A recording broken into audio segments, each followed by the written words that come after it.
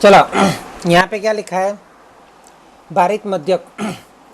भारित मध्यक मतलब weightage average method,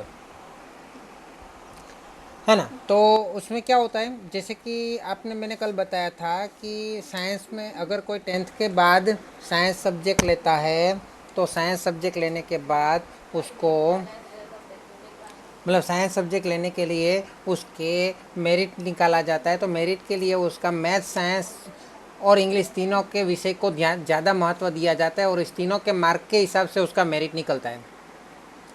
लेकिन जब वो कॉमर्स के विद्यार्थी होते हैं तो उसके लिए वहाँ पे साइंस के मार्क्स को महत्व नहीं देते हैं।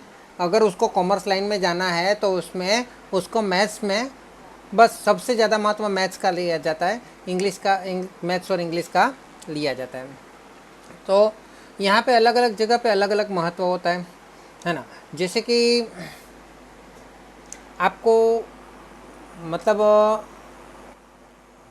अलग अलग टॉपिक के बारे में मैं बताऊं कि यहाँ पे सब्जेक्ट की बात कर रहे थे तो मैथ्स साइंस अगर लेना है तो उसके साइंस और मैथ्स का महत्व ज़्यादा है, उसको कॉमर्स लेना है तो मैथ्स का महत्व ज़्यादा है, उसको आर्ट्स लेना है तो थियरिकल सब्जेक्ट है, लैंग्वेज है, उसका महत्व ज़्यादा रहेगा।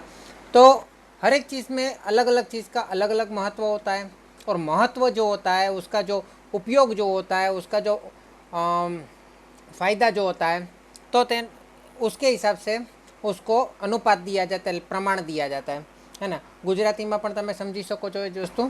તો અહીંયા એક પ્રશ્ન પૂછેલો છે કે ઉદાહરણ નંબર 13 એ પણ આ જ પ્રકારનો કંઈક છે કે એક વિદ્યાર્થીને થિયરીના પેપરમાં 35 ગુણ, થિયરી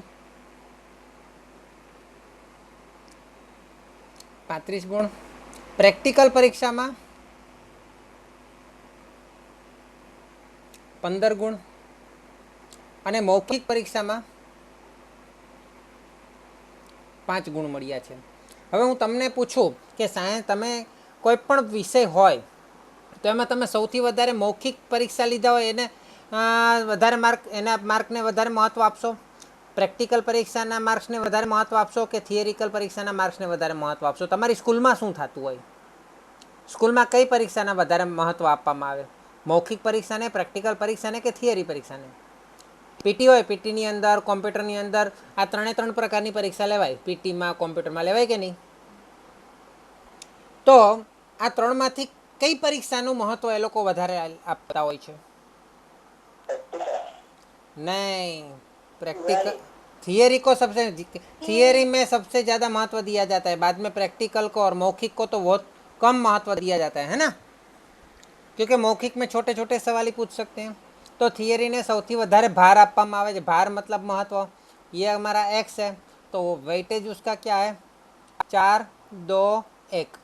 इसका महत्व जितना है मौखिक का, प्रैक्टिकल का उससे दुगना है और थियरी का उससे भी दुगना है। गुजराती में बोलो तो मौखिक परीक्षाનું જેટલું પણ મહત્વ છે પ્રેક્ટિકલ પરીક્ષાનો તેનાથી ડબલ મહત્વ છે અને થિયરિકલ પરીક્ષાનો તેનાથી પણ વધારે મહત્વ છે। ક્લિયર है ना। એ જ રીતે ઇન્ટરવ્યૂ હોય, ઇન્ટરવ્યૂની અંદર પણ એવી રીતે પરીક્ષા અલગ અલગ પ્રકારની લેવામાં આવતી હોય। સરકારી નોકરી હોય, પ્રાઇવેટ નોકરી હોય, બેંકની પરીક્ષા હોય, તો પ્રાઇવેટ હોય કે સરકારી હોય પણ એ લોકો અલગ અલગ ભાગને અલગ અલગ મહત્ત્વ આપે। લેંગ્વેજ છે, તમારું રિઝનિંગ છે, અલગ અલગ વિષયની પરીક્ષા લે, હે ને। પણ એમાં બધા વિષયની પરીક્ષાના સરખું મહત્ત્વ નહીં આપે, બધાને અલગ અલગ મહત્ત્વ આપે। એ પ્રમાણે મહત્ત્વ સાથે તેને ગુણી દેવામાં આવે। જે 35 ગુણ્યા 4 કેટલા થાય?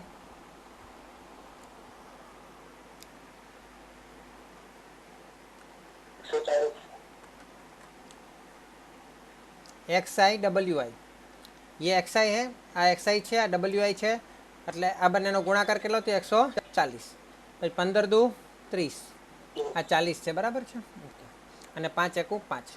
તો ખરેખર આપણું કુલ XI કુલ XI WI કેટલું થયું? સિગ્મા WI XI કહેવાય ખરેખર। પહેલાં WI લખવાનું પછી XI લખવાનું। કેટલું થયું સરવાળો કરીને મને કહો। અને કુલ ભાર આપણે કેટલો આપ્યો એને કહેવાય સિગ્મા WI।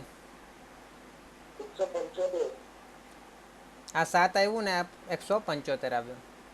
તો આપણો મધ્યક જે છે, હવે મધ્યક આપણને કયો મળશો? સી નહીં, ગયા વખતે આપણે સી લેતા હતા, સી એટલે કમ્પાઉન્ડ મીન, અને હવે આપણે લેવાનો છે વેઇટેજ મીન। કેવો મીન?